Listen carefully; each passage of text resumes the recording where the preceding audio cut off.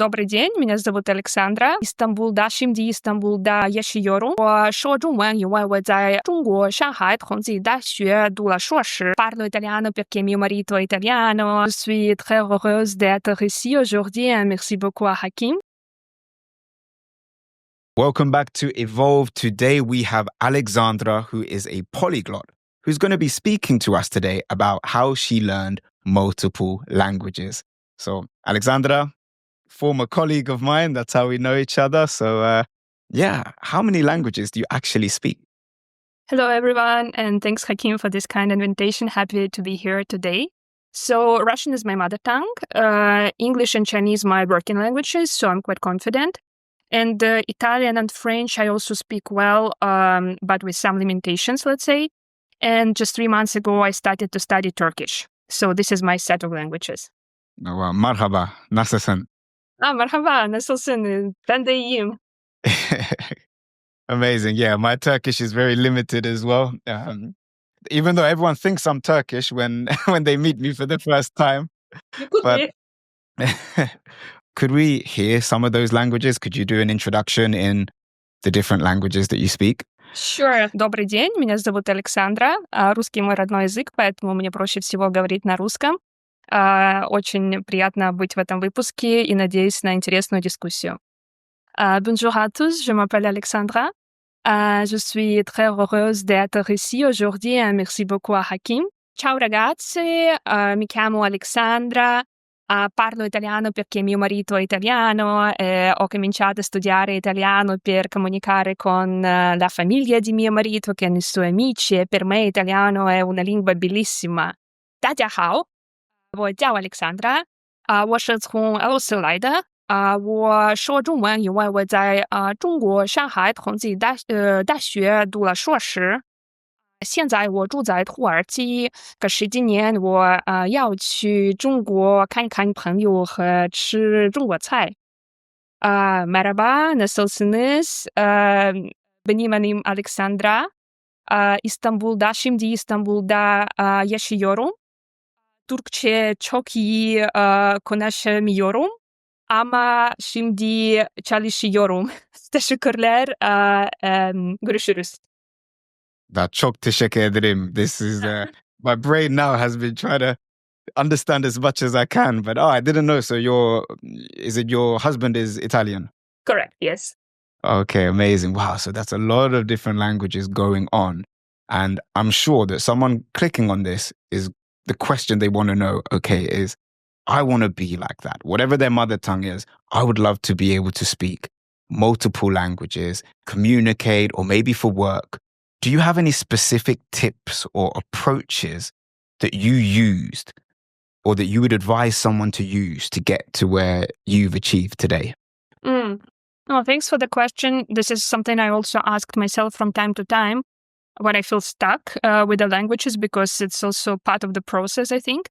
What is important, I think, I would give the advice of, to be realistic, first of all, because when you get very excited and you want to speak a language and you start to study and you learn 10 words, you want the progress to be faster than it is. And when it doesn't happen, some people feel frustrated and stuck and demotivated. That happened to me as well. So I think it's very important to be patient and to be ready for a long run. A language is something that takes a lot of time. That's why, we all not speak all the languages. It's something that comes only with the patience and also with the discipline. I disagree with the statement, that some people are better in languages than others. Of course, some people might have a better memory, some have a better ear, and they can imitate the sounds better. However, I think what really wins at the end is your discipline and your commitment. And another thing I want to highlight is probably that you need to take it as a kind of integral part of your lifestyle and to adapt it to your lifestyle. For example, we all work, presumably. You have your job, you probably have other commitments in life. You need to go to the gym and do your sports after 30, it's necessary. Life happens as well. And you need to incorporate this language learning in your life and to adapt the methods you are using to your lifestyle. For example, if you use metro a lot, you can, for example, read a book, right? Or I walk a lot. I walk like 40 minutes to my office every day, and I'm used to listening to the podcasts. So it's better just to not to do what others suggest claim to be the best method, but to see what is most naturally works for you in your, first of all, what you like to do, and second, what would be how you can combine maybe things together, because in the real life, it's very hard to allocate even 1 hour per day to sit and study the language. Or I don't know, if you're a big social media user, like you scroll Instagram and you cannot stop doing that, just also try to follow some people, some bloggers from the countries, the language of which you're studying. And like in your wall, you will see them occasionally, and it already contributes a bit to your kind of language practice. So I think that's very important. And talking about tips, especially for people who just start to study the language, I would advise not to go too much into the theory, into the grammar. For example, I made this mistake a lot with French. I started to study like rules, and I could explain all the tenses, like in theory, by the way, and I couldn't apply anything at all in my speech. That didn't help me. So language is, first of all, communication, and you need to be able to communicate and to assess your level of knowledge of the language by their level, how you can be understood and how you can express yourself. So try to practice, even though it's hard, and quite, like not a nice feeling in the beginning when you try to say something, people don't understand you, and it's not nice. I fully understand. But it's something that we all have to overcome, and all of the people who studied the language as a foreign language went through that. So I would say these things, a lot of more things that come here and there, and everyone, I think, developed their own agenda and kind of set of things that work for them. But for me, these things were important, like discipline, to be realistic and adaptable. And by the way, when sometimes you don't have time to study a language, there are different periods of life that happens. It's okay. You can take a break. It's totally normal. You just need to start after like 1, 2, whatever months you are ready to start. And last but not least, probably I'd add here that it's also okay to drop a language, like to drop studying a language. For example, I mentioned the languages I speak, but I also tried to study Spanish and Arabic at some point of my life. And maybe it was just not the best moment of life. I don't know. I dropped them. And by the way, I do regret looking back, but I still think it was the best decision, that was possible, like not to force yourself, because if I did force myself, I'm not sure that I would be able to speak them in any case. For sure. I think that last point about like enjoyment, it's much easier to stay motivated when really you're super, I guess, into the language as well, and it doesn't just seem like work. But to pick you up on some things you mentioned there, because a huge debate in the comments whenever we have these videos is like grammar and flashcards are essential at the start. Yeah. And then others are saying, no, focus on speaking and the practical side of the language. So yeah, you mentioned with the French, you focus too much on grammar.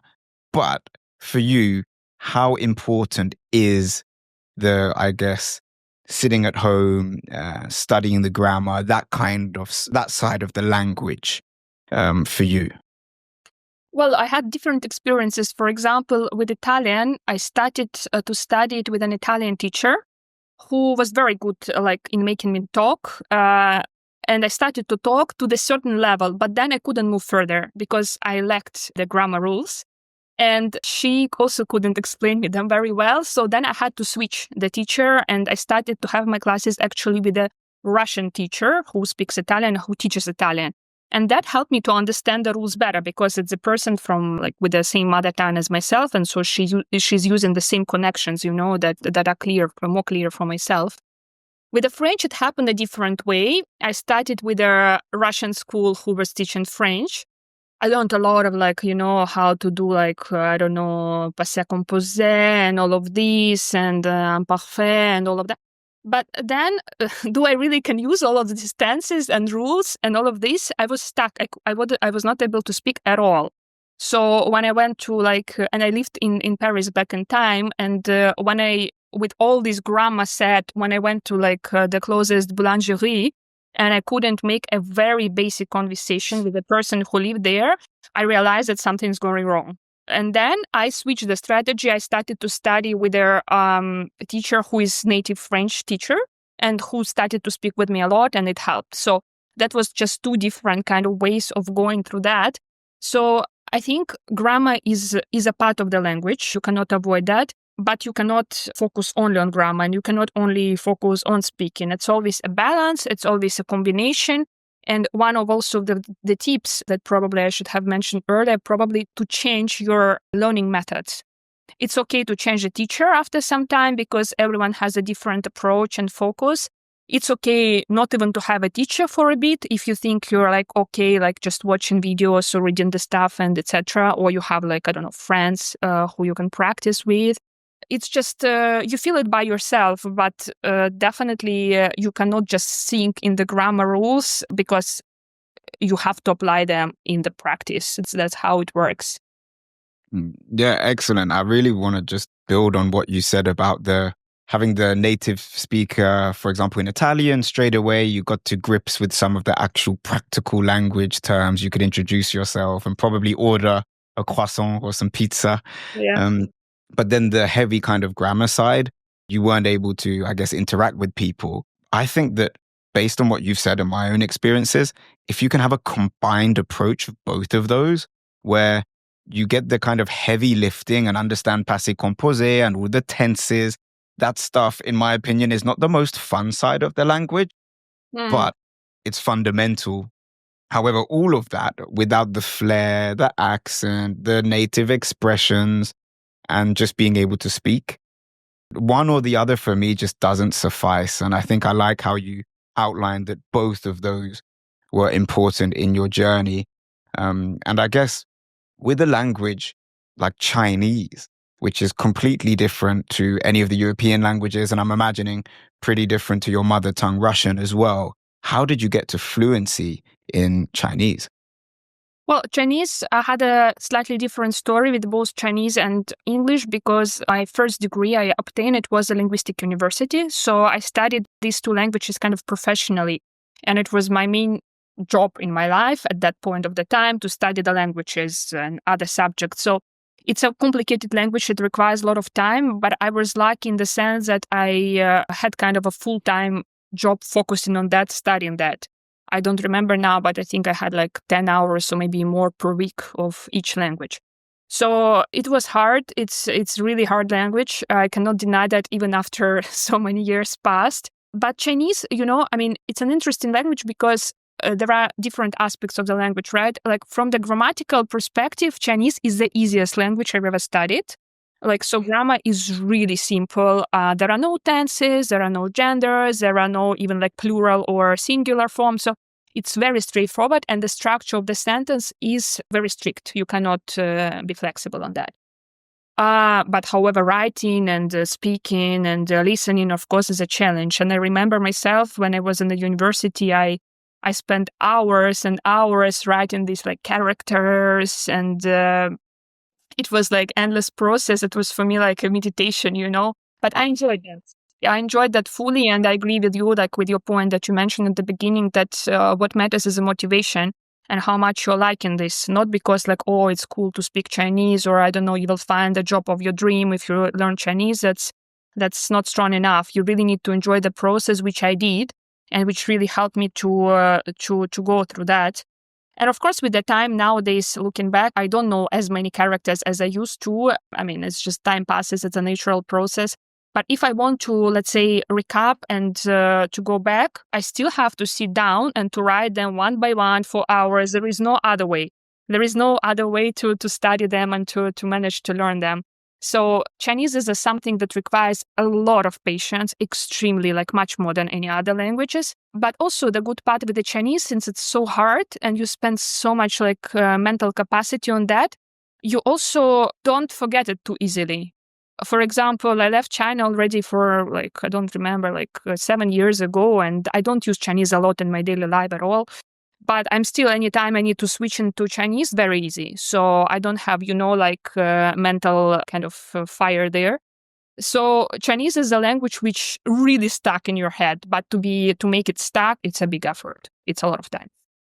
Wow, yeah. I mean, anyone I've spoken to, even people from China, they say that when they were kids, they had dedicated like at least in the year in the schooling system, just memorizing the characters because there are so many.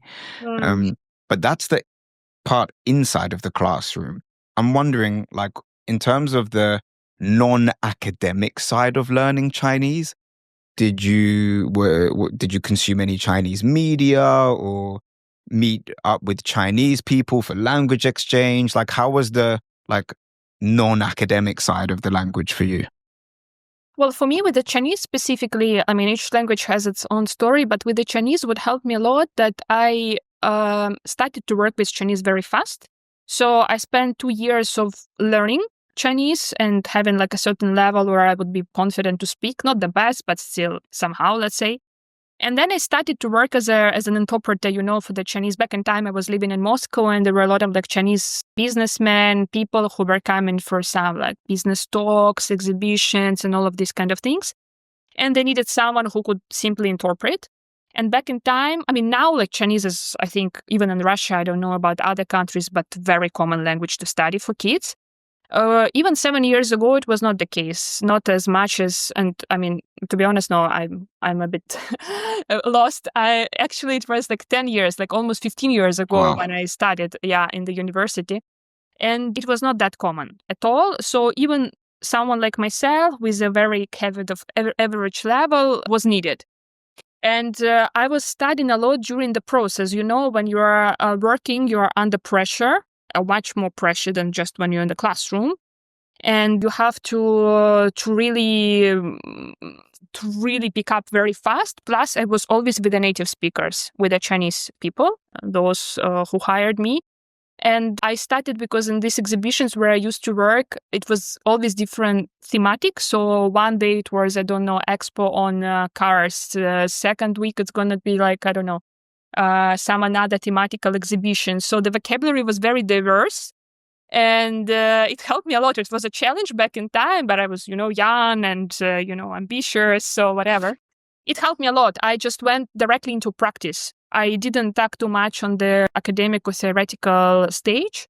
And it also gave me confidence, because I was like, oh, okay, they understood me. They even paid for me to speak that wherever I speak. And it gave me a lot of confidence. Actually, with Chinese, I remember I never had this problem of like, oh, I'm too shy to speak, because I was like, okay, I was already hired for whatever level I have. So later it was just easier and easier. But talking about like, movies maybe or books, to be honest, no, I didn't use it. I didn't use it because I had so many hours of academic Chinese. I had my job, like part-time job here and there. It was enough. So again, it's just a question of your choice and how you adapt it to your life. So I adapted it in this way, more practical way. It's interesting because when we work together in more of a different field, to do with international organizations, I didn't even know that you had the background as an interpreter before. So Yeah. it makes a lot of sense now that you practically were using the language every day. Mm. So that you didn't really have a choice to not constantly practice and constantly perfect it on the job. But do you remember any particular, I guess, examples or stories while speaking and challenges you had to overcome, or like tips? Because you spoke so much, you probably got to a good level, but were there any things that now that you've learned from that experience, that if you were learning a new language, Mm. like Turkish, like you are, have you got any kind of tips from that past experience as an interpreter that you would use to help accelerate your learning? Well, with the interpreter, I would say that you don't need to wait for this like perfect level according to you, where you're like, okay, now I perfectly speak and I can go and I don't know, work as an interpreter, because I'm afraid this moment never comes, because it's very hard just to tell yourself, okay, I'm perfect in something. I think for majority of people. So at some point, if like what helps me, for example, to feel more confident that other people felt that I can do that. And they talking about this interpretation job, for example, they did hire me, after like a couple of exchanges of their like call or so on. So if you like not a confident person naturally, I think you can try to seek for the reassurance from others around you, and not like teachers only, like who you might feel like, okay, I pay to them. Of course, they tell me that I speak well, and you might not trust them fully. But try to seek for the opinion of other native speakers who are not connected to you, and just to find like not even friends, but just to connect with someone. Nowadays, it's very easy to do. There are a million of platforms like Instagram, the same, and so on. And just ask for their honest opinion, and you might be surprised to learn that your language is much better than you think. And confidence is also very important with the language, because you just need to start, and again, perfect moment never arrives. That's what my takeaway. Yeah, I mean, from someone who studied French for like over 10 years, and I know that I'm confident enough to speak, but I always know at the back of my mind, oh, is it le or la? Did I say that wrong? Oh, this is the conjugation at the end. And those are just an inevitable part of the process. And you can never really improve, right, if you don't make those mistakes as well. But I'm wondering, because depending on the culture, Mm-hmm. we have a lot of, like, I've worked with a lot of Asians who are very perfectionist. And we've discussed this before, that they hate making mistakes. How was it in Russia in terms of like the teaching style? If you seemed more comfortable, I think that in general, Europeans, I feel like, are just more comfortable not speaking perfectly, as long as we can express ourselves and have that kind of like, as long as our idea can come across, we don't mind as much. But I know on the Asian side, some people are so like, they feel like they're disrespecting you almost if they make a mistake in your language. So how was that for you? I mean, it was easier when I was younger, and especially when I was at university. I was a student officially, so I was kind of authorized to make mistakes and to study. Like mentally, it was easier. Nowadays, for example, I live in Istanbul, and very often, by the way, like people also think that I'm Turkish. And, I mean, my level is very basic, really. I can say something, and when they expect me, and they treat me as a native speaker, so they talk to me fast, and they use like complicated grammar. And like Turkish speed is crazy fast, and I feel not cool about that. I feel like more.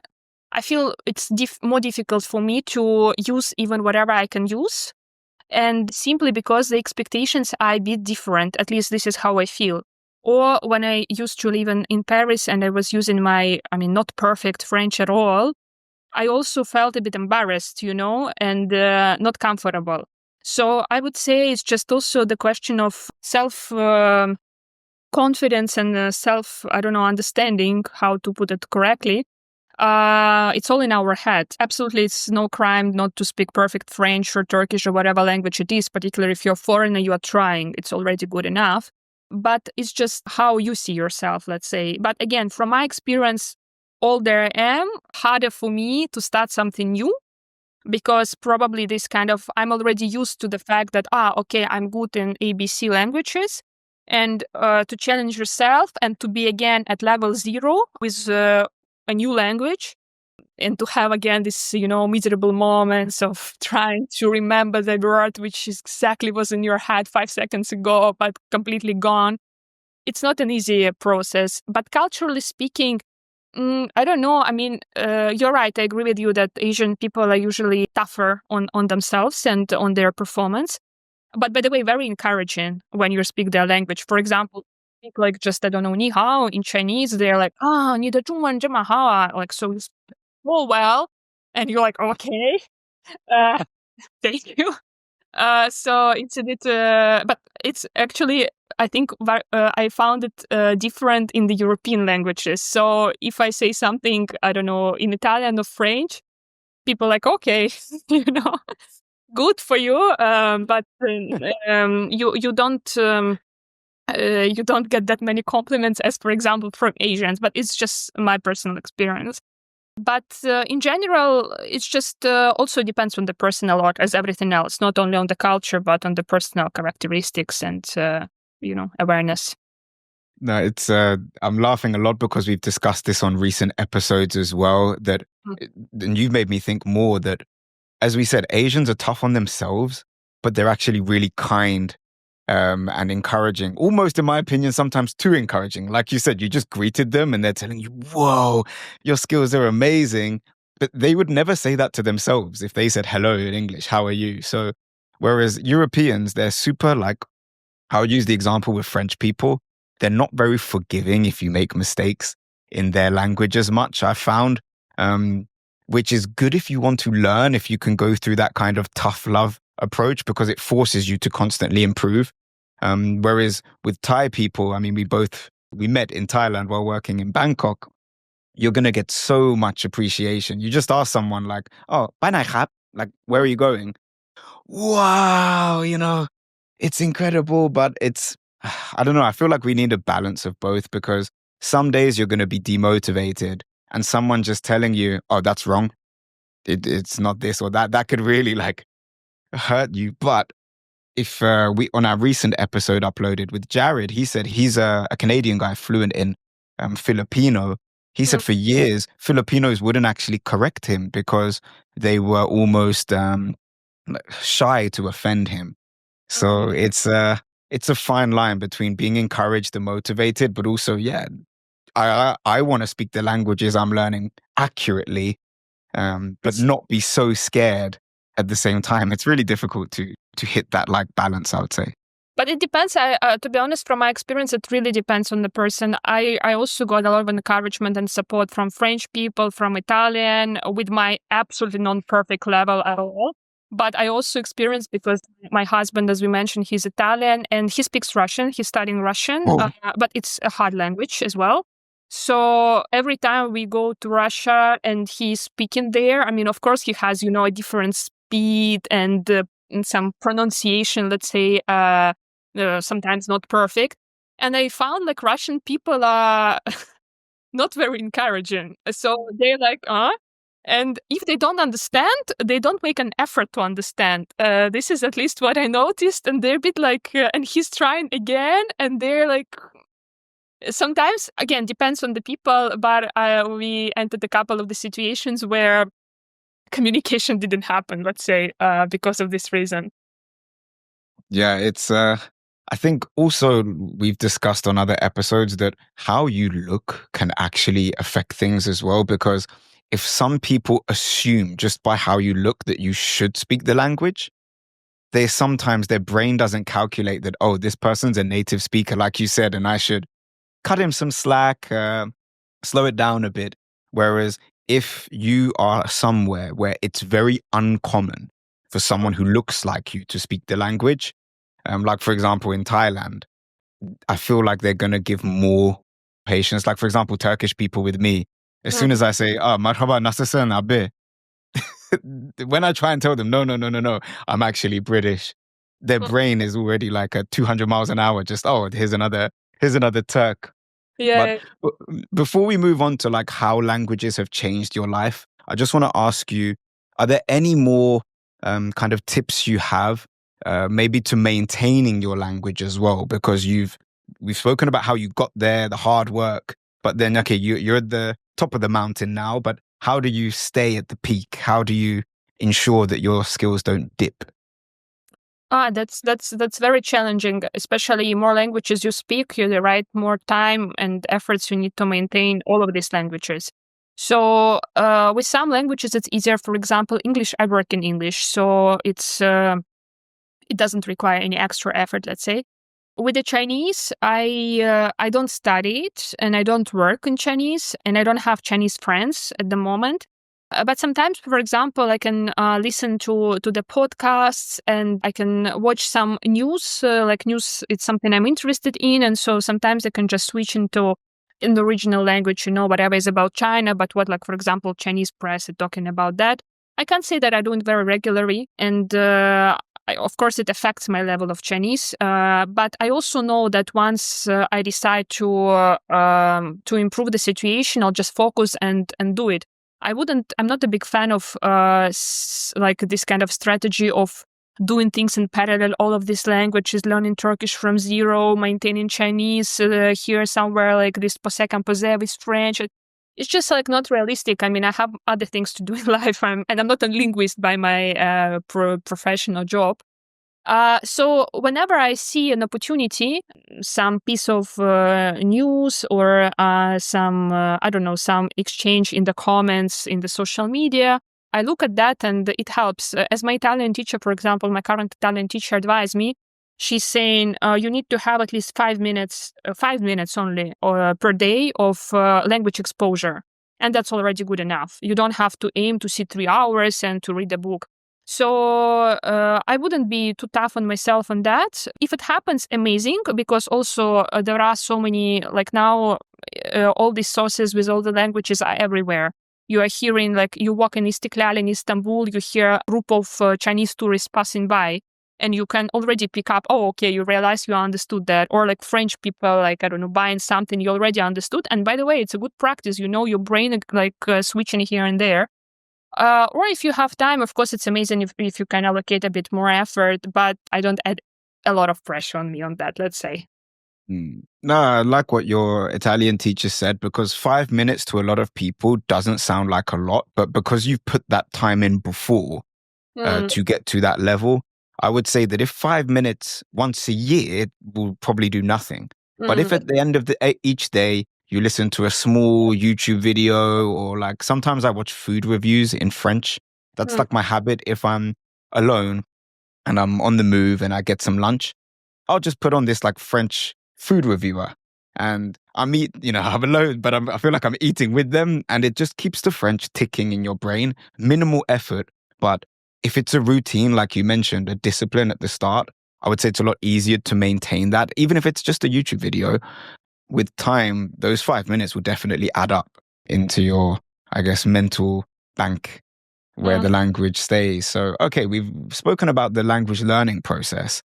I'd like to ask you now, how specifically do you think studying all of those languages has impacted your life in all aspects, like personally, career, everything?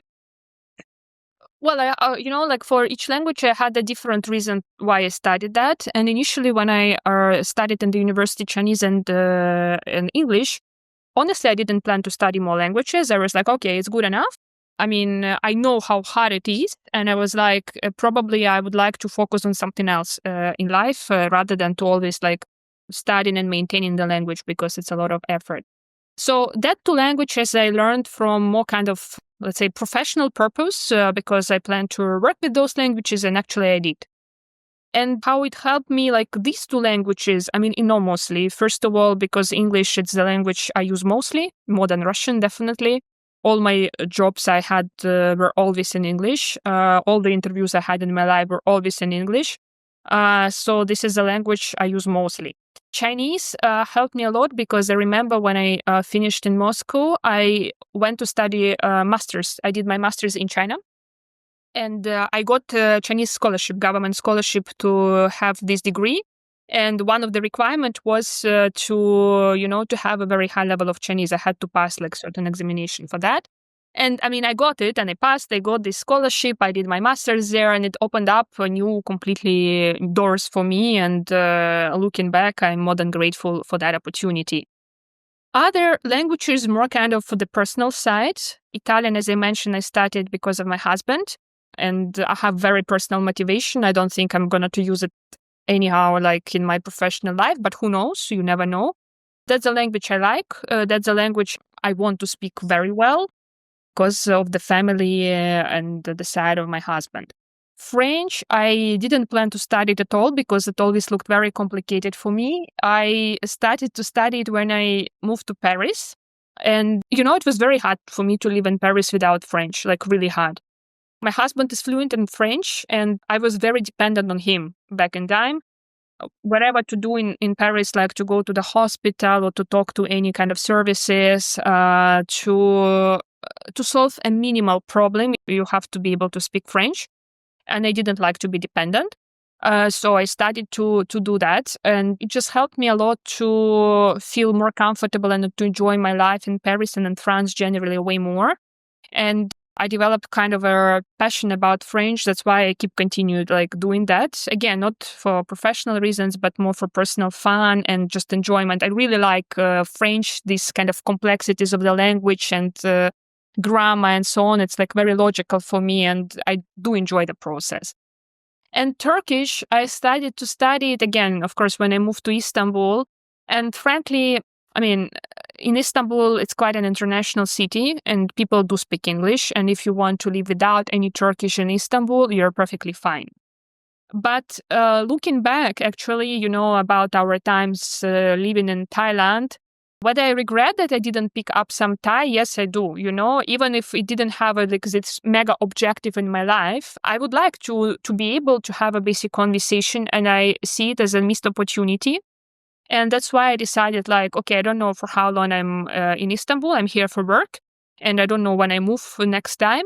But I just want to use this opportunity and to do it for myself. I don't add a lot of pressure. I do it like once per week with a teacher.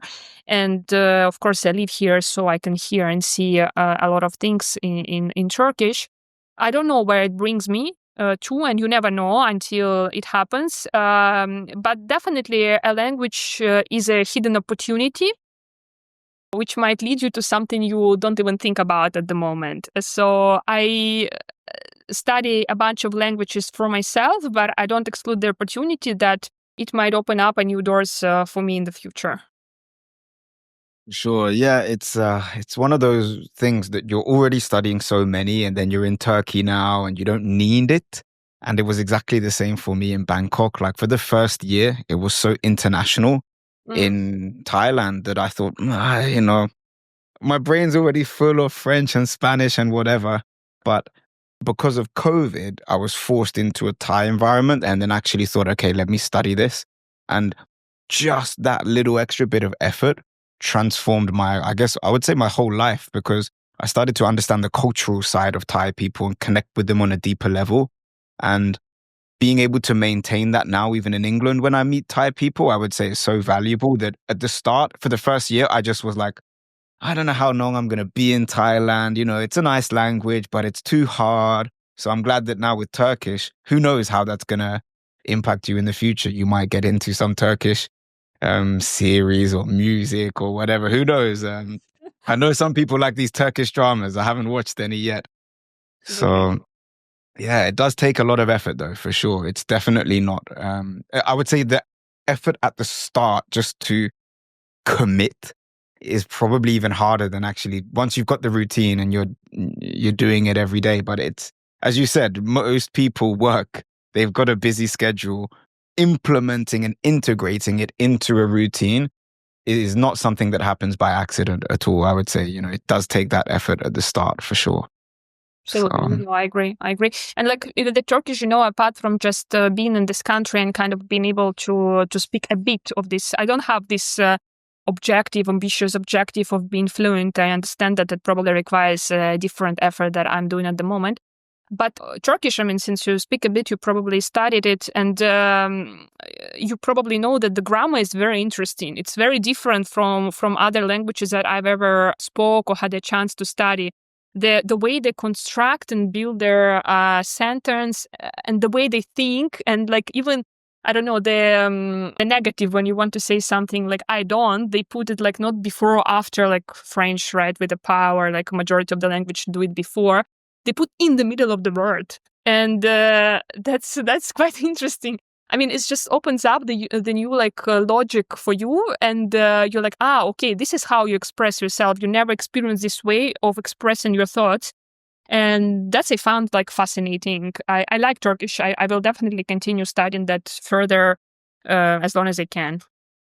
Yeah, I think that you're at the level now where, because you've studied so many languages, obviously some to a higher level of fluency than others, but you can identify these things.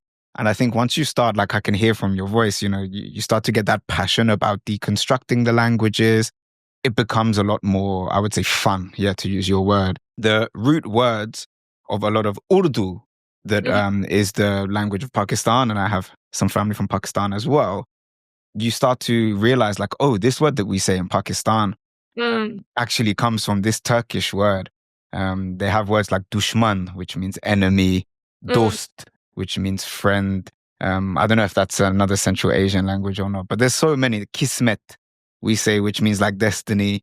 There's goes on and on and on. So I was wondering, because you've studied so many, were there any like particular similarities or differences, like what you just mentioned, that you could speak about? Yeah, but for example, even talking about Turkish, Turkish has a lot of French words. And like, for example, even pardon, they say pardon, or like ascenseur, or others, intéressant, they say it exactly like that. So it's all interconnected. And even they have like a lot of words that we use in Russia. Like, for example, shapka is the head both in Russian or in Turkish.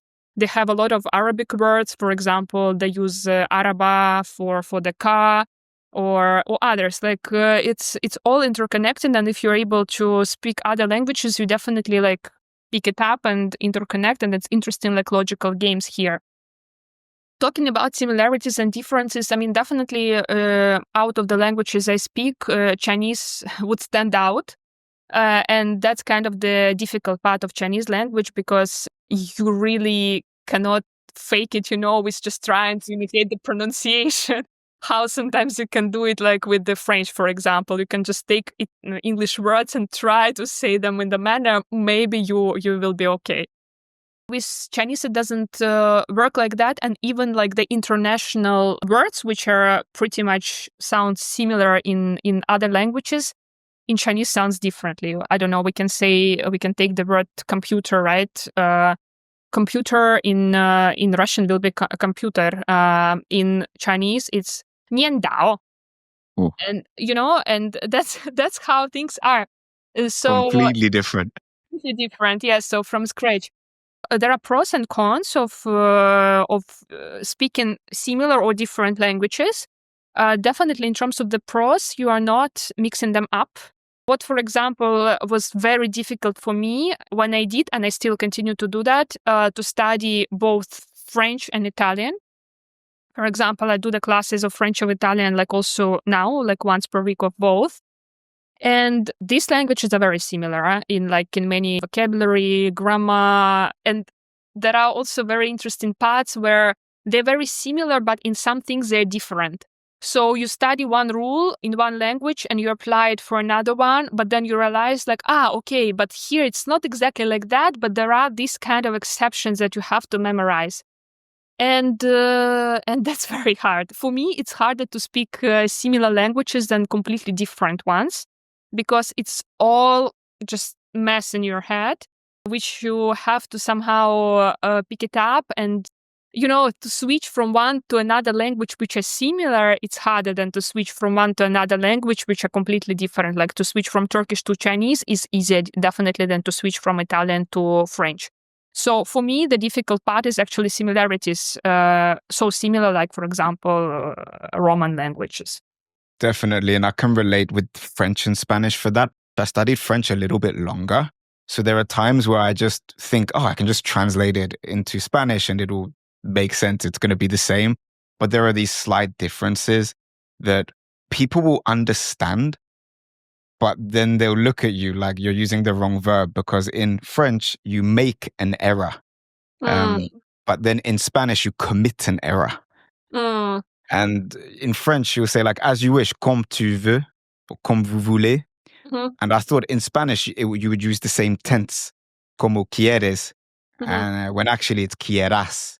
They use the subjunctive in that part. So it's really frustrating. Like, I feel like communication's fine, but when you get into the technicalities of it all, they're not actually as similar as they look on the surface. But that's part of the journey. That's part of the fun in deciphering those. I think if you've taken so much enjoyment from the complexities and you appreciate that, rather than see it as like a hindrance, I feel like the person who enjoys studying is always going to end up going further than the person who's just obsessed with, I need to be perfect, I need to be fluent. So yeah, Alexandra, we've had a pretty comprehensive conversation, so we're super grateful for you for that. But before we do wrap up, do you have any final advice or any tips that maybe we missed so far, or anything that we didn't cover yet? I would probably at the end would conclude by saying that we were talking about, that you shouldn't be too perfectionist and to be shy and to expose yourself to different inconvenient situation speaking a new language. But also when we're talking, for example, about a career and job and how these languages help you in your career, you also need to be realistic. This is what I want to kind of alert people. And when you put like some languages on your CV, you need to put the languages which you have kind of a really confident level. And don't put languages which you just started to study like 3 months ago and claim that you speak them well just to look better. Because also from my experience, you can be checked. And I just really would advise to be a bit more relaxed about that. There is no like rush to speak 20 languages and to speak all of them perfectly. You speak as much as you can enjoy them. And if they become useful for you at some point, that's great. But if not, also like choose your language according to what interests you truly, not what would be like useful according to some advice or forecasting. For example, next language I plan to study after I nail my Turkish to some level, I want to study Korean or Japanese, not because of something, because I feel interested in these languages. And one of those, probably Japanese is a bit easier for me, would be after Chinese. So I think I would follow this. And you never know. Maybe one day I will find myself in Tokyo, 何でもできる means you can do it. Oh, So, okay. in Japanese. Uh, So yeah, I think it's a key thing, right? There's studying for enjoyment, and from someone who was a bit of a nerd back in the day, just learning the Japanese was fun because when I played video games or anime, you start to enjoy more of that. But could I do a job at an international organization fluently in Japanese? Da honto dekinai. Like definitely not. So yeah, I really like that point. But no matter what your motivation is, to take you back to the first point you made, discipline is essential.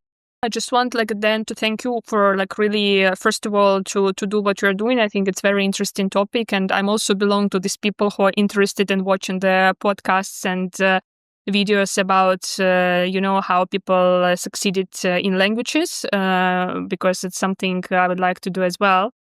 And thanks for the invite. It was a great pleasure to be here today and to share my experience, because when you're sharing your experience, you're also reflecting a lot.